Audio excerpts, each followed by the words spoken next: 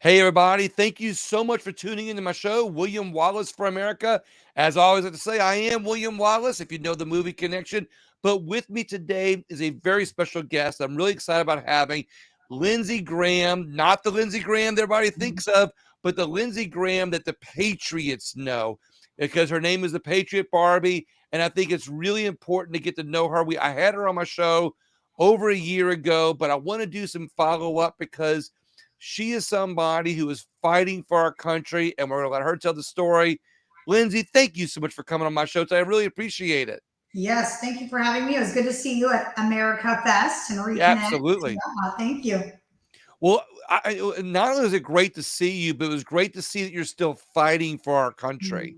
Mm-hmm. And if a lot of people want to connect back, when I did the show with you a while back, over a year ago, when you told the story about how you were on the Capitol steps during January 6th, but then you also had another sub story to that where you were canceled in Oregon. And I want you to talk about that a little bit. But then I want to talk about how you've overcome that cancel culture. And now, I'll ask you some more questions after that. So, do you want to catch us up on that? Sure, yeah. So let's see. I think most people know now that I was the salon owner in Oregon that opened up against lockdowns in 2020. It was one of the first in America and did not anticipate that it would be as big a deal as it was. However, what made it a big deal was that the governor of Oregon, Kate Brown at the time, came after me and my family with everything she had. And I was being threatened, tormented, harassed, bullied. And we lost 6 businesses to cancel culture in Oregon and had to leave the state, sell our businesses, close them, sell our home. We fled to Arizona for freedom. And, since losing all of those things, I really believe that God has called me into more of an activism role. And, what happened to my family is like a once in a lifetime thing. Right. And I don't think God wanted to waste that. I think it was really incredible what we had to stand up against. And so, since coming to Arizona, I'm a podcast host, an author, a political activist. I guess you'd call it like a social activist. Right. And unfortunately, the word influencer. So Why do you not like the word influencer?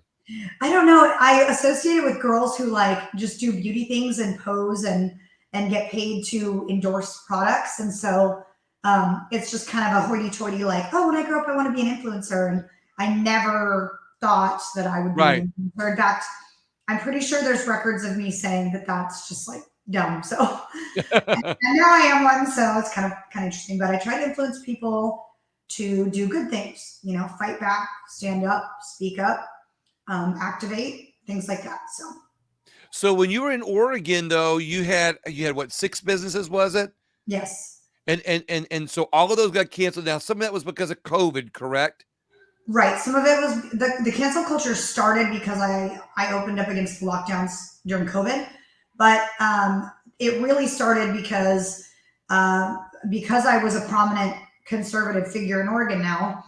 BLM and Antifa started tracking me, and someone said, when the George Floyd riots started, let's burn down Glamour Salon first and let's kick Lindsey Graham's ass. And I was basically like, nope, that's not gonna happen. So I did a call to arms, and about 400 people showed up outside my salon and in downtown Salem, and we protected small businesses. And that gave the psychotic left enough ammunition to say, oh, she's a white nationalist, she's a white supremacist, and that's when the cancel culture really attacked my family and started threatening me and things like that. But it was after that you went to the Capitol for January 6th, correct? Yeah, so that was the end of 2020. We moved to Arizona secretly, kind of quietly, in September of 2020, and the Capitol was something I just kind of thought, you know what, I just need to go. I need to. This will be it was my first rally. It was my first Right. protest ever, and I was like, wow, that didn't go as I planned, but I believe that everyone is there for a reason, and I believe that it's all part of God's master plan. But I still, and like I said, I don't want to belabor it too much, but I want to go back on the fact that when I interviewed you a while back on my show, you did not go in the Capitol, and you were actually one of the people that was telling people, don't go in, stay out. You were one of those people that was trying to say, hey, look, we're here peacefully. Let's keep it peacefully. You were somebody that was trying to bring some common sense to the crowd of people that kind of got taken up by the momentum, I guess you can say, to go in. But you were one of those in that crowd, which a lot of people don't talk about. A lot of people don't talk about the people like you that were saying, don't go in. Let's have common sense, stay out. Is that a correct way to say it? Yeah, that's correct. I was definitely peaceful. I did not even consider going in. I was witnessing a lot of, what looked like Antifa doing things to the Capitol, and the Trump supporters were all screaming and saying, "Stop! Don't do it!" They were trying to stop them. So I did get to witness a lot of that unsettled, behavior. But again, I believe most of it was Antifa. It looked like people that had come in war gear and had slapped, a Trump sticker on their helmet, pretending to be a conservative. And yeah, I was really disappointed in obviously the way that has been portrayed in the media, what BLM and Antifa are allowed to get away with, and then what conservatives have been labeled because of just that one day in history. So we've painted the picture that, before January 6th, your business was targeted because you were a conservative, or your businesses were targeted because you were a conservative in a predominantly liberal area. So you're on the radar there.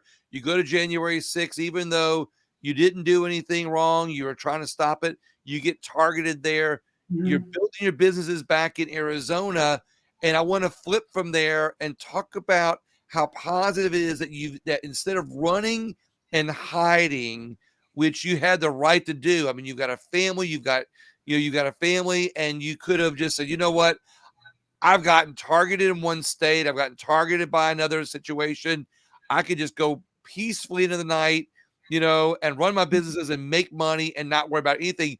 But you haven't. You've kept out there in public, and you've stayed in the fight. Is that correct?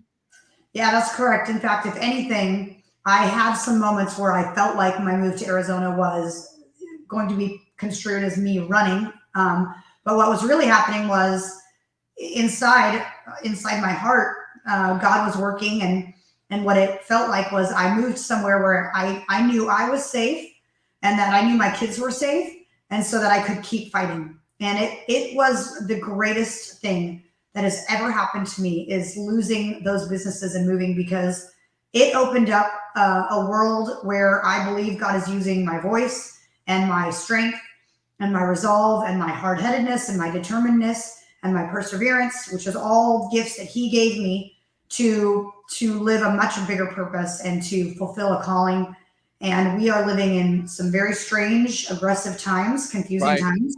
And I'm happy that, I've already been canceled. I can speak up about these things and not be fearful of cancel culture again. It's amazing, that the cancel culture or different or liberal cities and states may have taken your brick and mortar businesses, but they did not take your drive and your work ethic and your abilities to be able to still use the great country that we live in and all the great freedoms that it has to offer, to be able to still pursue the American dream, if you will. Cancel culture has not stolen your desire and your passion. And I think there's a lot to say about that, Lindsey. Right. And they tried. I mean, they very much tried. And I love it, because it's not just that they canceled me and I lost 6 businesses and we had to start over and, woe is me. They created a person. If they had not done what they did to me, I would have been a sleeping bear up in Oregon still, sleeping, doing hair, ignoring politics, minding my own business, being completely naive. This whole process, especially the cancel culture, is what opened my eyes. And I went, wait a second. Why is it that my right to work is political? Why is it that one side thinks I'm a hero and one side thinks I'm a demon, like a money-hungry, murderous demon? And it opened my eyes. And, they have themselves to blame for every fight that I fight them for the rest of my life. And every moment I take them on in the media and online, they created this monster. Yeah. Well, you are an inspiration and a great example for all the people around the country who believe in our country, who might not have the fight that you have. They might have, the inner desire to have a business and be successful. They might love our country, but let's face it, sometimes, the woke side of the country and the liberal media is, determined to destroy us. And there's a lot of people that are afraid of that, and they see what they threw at you, so it makes them afraid. But at the same time, people can look at you, and I think that you're a great example for a lot of people that, have to find out how to, dig in their inner self, that you've been able to do. And I tell you that, Lindsey, that's an awesome story. Thank you, thank you. It's amazing that it's the story of my life. Sometimes I can't even recall that 3 years ago I was in a salon doing hair and minding my own business. It's like a whole nother life, but I really feel complete. I feel purposeful in this movement, and I'm really overwhelmingly grateful that God would take something away from me that I did cherish, but give me something so much bigger. Did you start similar businesses in Arizona than what you had? Nope. Okay. We were afraid of cancel culture. I said, as soon as I do hair down here and I start promoting it, they're going to go on and they're going to attack me and leave 1-star reviews and blow me up. And we didn't want to expose ourselves to that. We wanted to do something that provide for our family that they couldn't take from us. Right. So obviously I have no problem being slandered and harassed and all that, but left, which I get every day. But it's not something that it's not money that they can take out of my kids' pockets. So we invested in some real estate. We recently launched a clothing line that's patriotic and Jesus loving. I do a podcast, and with this movement has come other opportunities. I just took a job with Freedom Square as the director of media relations. Love it. And just advocating for freedom loving businesses and podcasts and news. And that's not something that the liberal left can take from me. So I'm not worried about that anymore. They can take your what, but they can't take your freedom. That's right. They can whatever else they want. They pretty much can't take anything. There's really not a whole lot that I give up to them. Yeah, well, they can't take anything, because what they try to take only sharpened the stone of what you have to offer for our country. Well, before we, I know I've got you for a few more questions, and another 15 minutes or so before you got to go. But how can people find you, Lindsey? How can they find out more about you? How can they find your story? Do you tell that on your podcast? Let's talk to people how they can find more about you. All right. Well, the best place to find everything all in one spot is patriotbarbie.com or thepatriotbarbie.com. I've got my podcast streaming on there. I have under the shop page, I have my merchandise, my Crown of Country apparel. I have my book. I have my Patriot Partners. Everything. If you want to follow me on Instagram, it's there. Twitter, Truth, all of the things. So my biggest platform is Instagram right now, and I'm praying I don't ever get censored or deplatformed. Trying to be on good behavior. Yeah, right, exactly. Yeah, the.patriot.barbie. Does your book tell the story? Yeah. Yep. So somebody can. The book is the first thing that God called me to do when I moved to Arizona, and it was really strange because I thought, well, I don't know anyone that's like made millions of dollars on books. I've never written a book before. And what am I going to write about other than, the fight against Oregon? But what it turned out was two things. It ended up being my testimony, which is the reality that I believe God has been preparing me my entire life for this platform and this movement. And second, that I needed to sit down and write and let God work in me and show me that I was created for this, and that it is okay to embrace the journey that I was about to embark on. So is your book on your website only, or is it on Amazon? It's on Amazon as well. So what's your website real quick? patriotbarbie.com. If you order it through my site under the shop tab, it's on the site with my Crown of Country apparel, and that you can buy like autographed copies. Let's see how that works. All right, well, keep an eye at the bottom there. So I want to be able, so for the next few questions, I want people to be able to find out how to get your book and Love it. your merchandise. Is that good? That's awesome. Thank Oh, you. you're welcome. Look, I want people to find out more about you.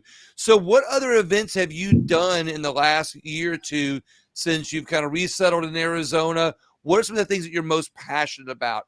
How are you helping other people? What are you doing? I'm really, really passionate about the preservation of babies' lives, the pro-life movement. In Nice. my book, I tell a story where I personally had chose to have an abortion at a young age, and it's been one of the biggest regrets of my life, and the scars that it has left in my home and in my family.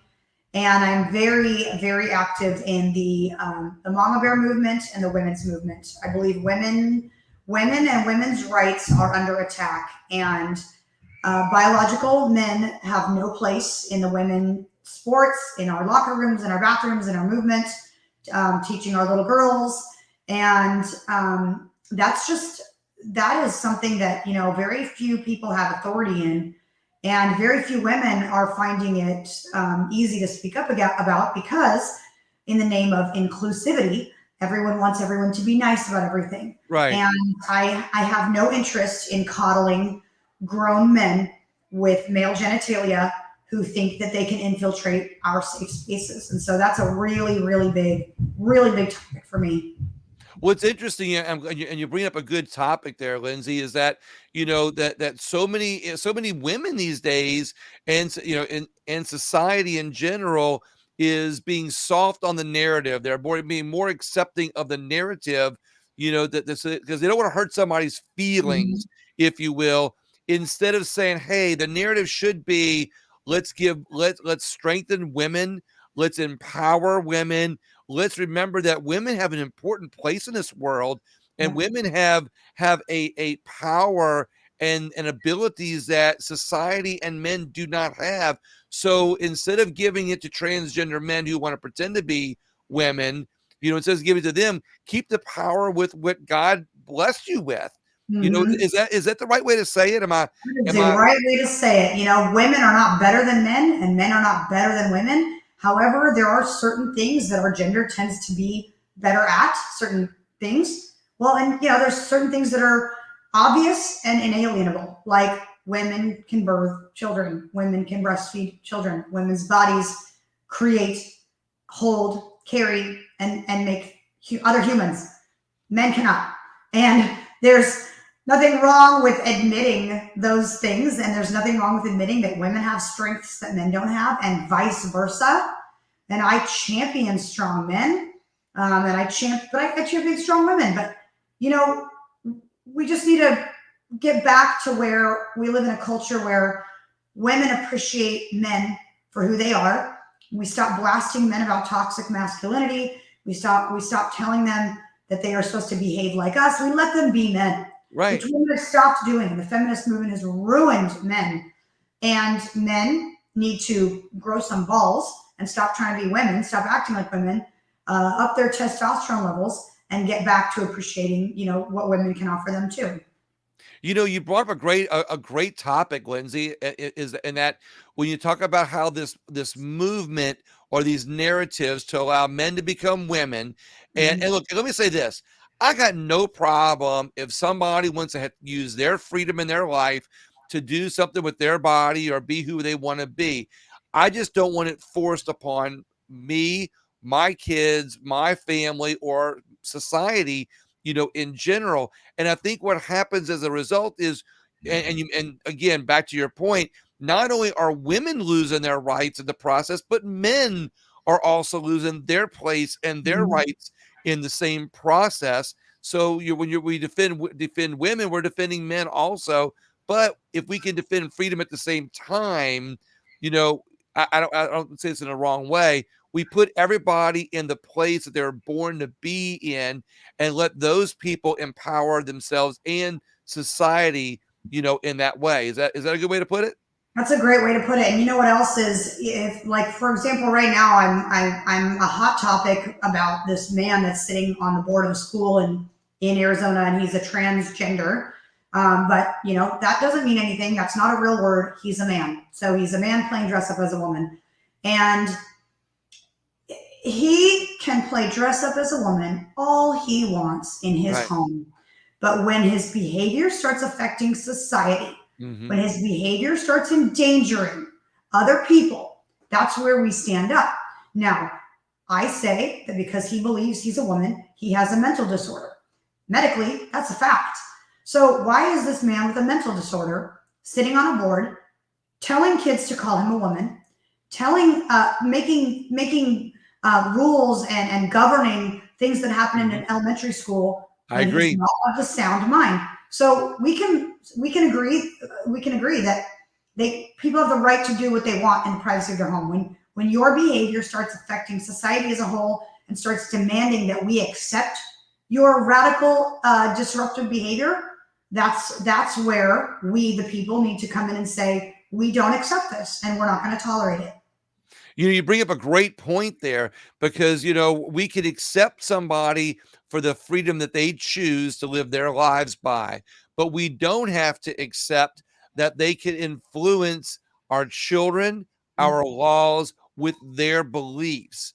And Correct. I think when people, good people like you help, not only, well, when society draws a line, but when good people like you step up to defend that line, you know, I hope that more people take your lead, Thank on you. that. And I got to commend you. You're really, I remember meeting you a long time ago. I said, she's a fighter, but man, the more I hear about you, the more I realize how much you're really fighting for society and our children. You're also, I interviewed Sikh, Yeah. who's the general. And it's funny because after I interviewed her and I posted the interview with her, I was looking on the website and then I saw you on there and said, wow, you're a lieutenant or something like that in One of mom's the army. mom army. Yep. I'm a Yeah. mom army lieutenant. Yep. So how did you get involved with that? What are you all fighting for in the mom's army? I know the answer, but I want other people to hear it. Yeah. So Seek and I both are in Arizona. I think she found me on Instagram, started following, and said, "Let's connect, let's collaborate." And we're certainly fighting for the protection of the innocence of children. So that can go from anywhere from Paul Bixler, the trans that's sitting on the board using little girls' restrooms, to pornography in the school books in the library.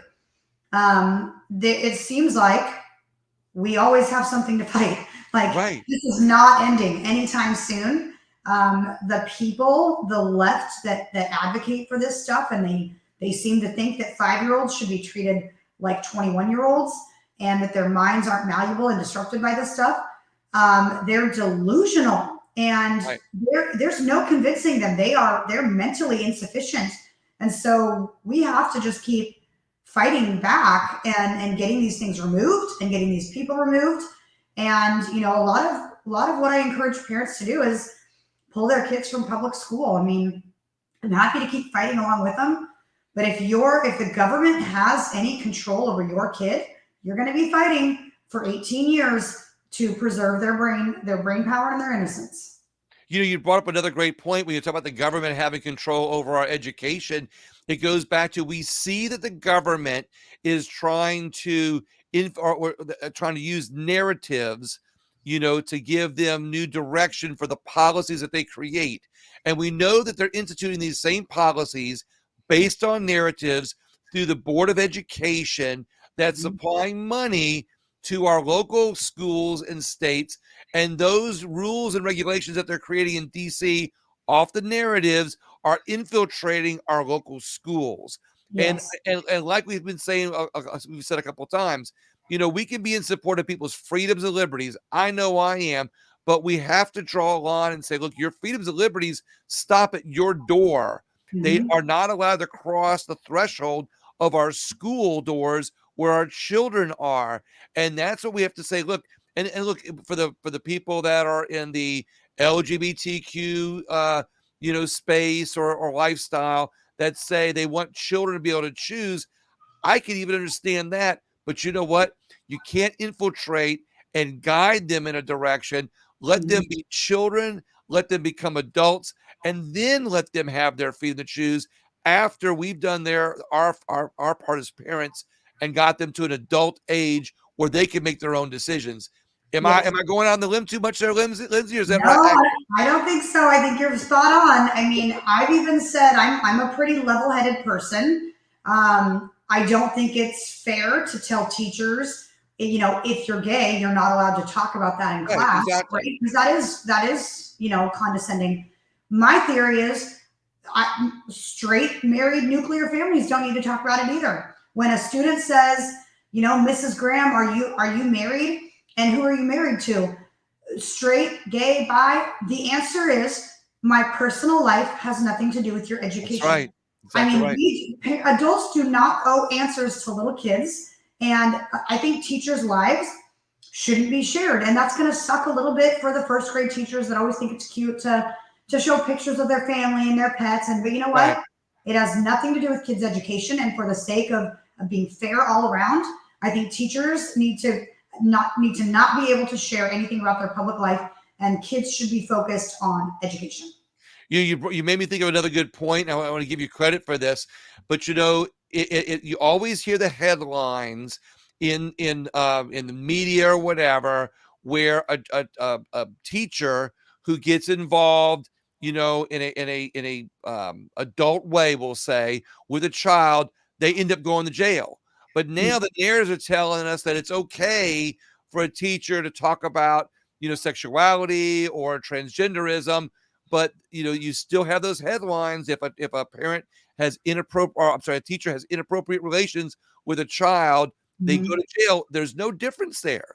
Right. There's no difference in, you should not be allowed to have any sort of, conversation or for that matter, of course, physical activity with someone underage. Right. And there's another teacher here I spoke up against a few months ago. She goes by MX Munez. Why? Because she wants the kids to feel included, that she may not be a gender. She can just not be a gender, even though she also admits to being she. And I went to the principal, we had a meeting, and they said, she's not teaching them gender identity. And I said, her plaque says MX Munez. The kids are going to say, well, I've heard of Miss, Mrs., and Mr. What's MX? And now that door has been opened, and she is educating them simply by answering that question. And so it's like these schools don't realize how malleable these kids' brains are. And Right. that the minute you allow a teacher to identify however they want, you do open the door for those children being educated by that person about their identity. Well, why would you not need a gender identity unless there was, unless it had something to do with sex or your sexual Mm. attraction or things like that? So now you've got a teacher who's an art teacher. Suddenly she's a sex ed teacher. Right. Exactly. That's how it works. Original. You know what? I think there's a military term for it, Lindsay. It's called softening the target. Mm, And yeah, if children are a target, today it's MX instead of Mr. or Miss, or today it's teaching them that it's okay for transgender or people to have library, do library time. It's just softening up the minds of our children in a way that they're going to be more accepting of that now. So later they're going to be even more accepting of the next steps. And I don't even want to talk about those because those are so yeah, disgusting. And we know what those are, that they're trying to yeah, soften our society up. They're softening the target. It's a yeah. military term on how you defeat the enemy, soften the target. And unfortunately, that's kind of what I think they're doing here with some of that. I do have a few more questions before we start wrapping up because I know you got to go here shortly. And, Yeah. but what do you think is the biggest threat to our freedoms here in our country? Ooh, I think that 2020 was the test, and I think way more people failed it than I could have ever comprehended. And I believe that we are not headed for communism. I believe we are in it, and we are in the beginning stages. And government overreach by far, with the vaccine mandates, with the stay-at-home orders, with the bought-out media. People are either awake and fighting back, or they are so asleep it's just going to happen, and they're going to wish that they had woken up. But it's pretty terrifying to see how weak and obedient people are, even when they disagree with something. Exactly, because now we laugh at all the rules and regulations from COVID in 2020, and we can laugh about it and say, "Oh, that was so funny that they made us wear," like I was driving on the road just today, and there was a restaurant that still has their outside dining, their little outside Oh, tent. geez. And I remember when you couldn't eat indoors, but you could eat indoors in an indoor tent as long as the tent was set up outdoors. And when we think and how many people went along with that, and how many people thought it's okay, but it makes your point that you just now said, where there's so many people that are just buying into it, that are just going along with it. And Yeah. it is said, I live outside of New Orleans, Louisiana, and I just now did a show recently. We have a councilman. We have a rising crime rate, and so a lot of cars are getting broken into in the downtown area during Saints games and basketball games. And so he said, "I'm going to create a law. I'm going to force businesses to have more lighting, have a bit more security, and have attendance before, during, and after the games, so our cars don't get broken into." And I said, "Wait a minute, isn't that what the police are supposed to be doing? Like, Mhm. why are you going to make another law forcing businesses to pay more money, All putting right. putting the responsibility?" And it's just a microcosm example of Yeah. what's going on in our country. You know, Yeah. I do like to always ask people. I talk about, like I said, not only do I think our freedoms are under attack, like you said, I agree with you 100%. We are, under attack right now with our freedoms and liberties, but I think there's more that unites us, in our country, Lindsay. I think that Mhm. I think that more of us agree than disagree. Like you and I, are probably far right extremists in some people's opinions, but the reality is there's a lot of people in the middle and even on the left that agree with some of the things that we say. I still, oddly enough, like freedom, like conservative values, I think cross all party lines, and I don't Mhm. think a lot of people realize that. So I think there's a lot more that we all agree on, that we can unite on in a way to save our country. So my question to you is, what do you feel unites us more in America than divides us? I would say, self reflection and personal responsibility, which a lot of people have. And I think we have to get back down to ignoring social media and having conversations with people. For example, Paul Bixler, the transgender that sits on the board, I want to ask him, really, truly, in your heart, you may think that you know who you are and that you're safe, but can't you see from someone else's perspective why it's not safe for you, a man, to be using the restroom? Like, Right. accountability, a little bit of accountability. And I think if everybody morally held themselves accountable, but I think that goes back to every American having a personal relationship with Jesus Christ, and they don't. And so that's why I think we are where we're at, is we've cut God out of things, we've cut Jesus out of things, we've called religion a threat and immorality amazing. And unless, this nation gets on its knees and invites God back in, I think we're going to be quite divided for a while. Lindsay, you are an amazing individual. I can't tell you how lucky I am to be able to have you on my show, but to be able to have you in my circle of influence. Thank And, you. and, and I not only appreciate that, but I appreciate what you're doing for our country. Thank you. And I Thank thank you. you very much. It's an Is there?